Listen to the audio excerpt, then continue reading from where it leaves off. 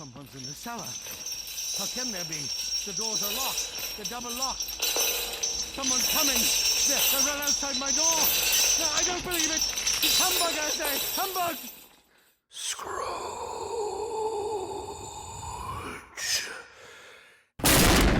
Suddenly the door flew open, and there before him loomed a ghost. Strange and terrifying. Its face was ghastly, horrible, scarred with pain and regret. The tall, gaunt apparition was weighed down with heavy iron chains and locks and cash boxes. Who are you? Ask me who I was. Who were you then? In life, I was your partner, Jacob Marley. No, I don't believe that. Why do you doubt your own senses, Ebenezer? Because I don't believe in ghosts. You must be something I ate. You're a bit of bad beef, or a blot of mustard, crumb of cheese, a fragment of underdone potato. There's more of gravy than of grave about you, whatever you are. Humbug, I say. Humbug. Marley's ghost shook its chains violently. Scrooge! No, please, stop, I beg you. I believe you. I believe in you. I must. But why? Why do you come to me? It is required of every man that the spirit within him should walk abroad amongst his fellow men. If that spirit does not go forth in life, it is condemned to do so after death, doomed to wander the world and witness what it cannot share, but might have shared. Jacob, you are in chains. Tell me why. I wear the chains I forged in life. I forged them link by link and yard by yard.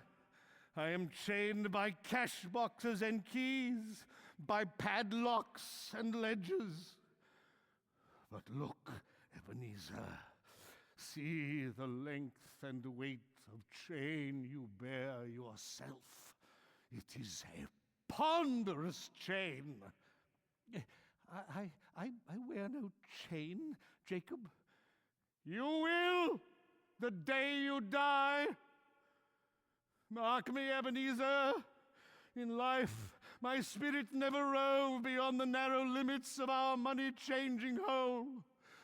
Now I am doomed to wander for all eternity, without rest or hope. But Jacob, you were always such a good man of business. Business. Mankind was my business. Man's welfare was my business. And it is at Christmas time I suffer most. Oh, I'm sorry for you, Jacob. Is there nothing I can do?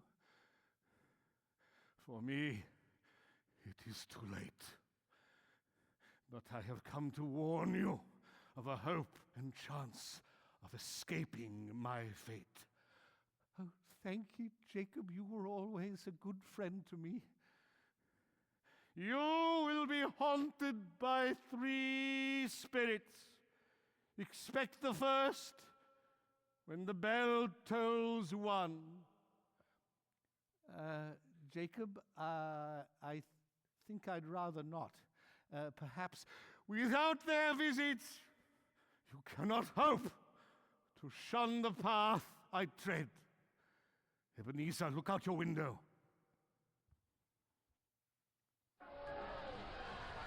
Ghosts, hundreds of ghosts, they're all chained like yourself.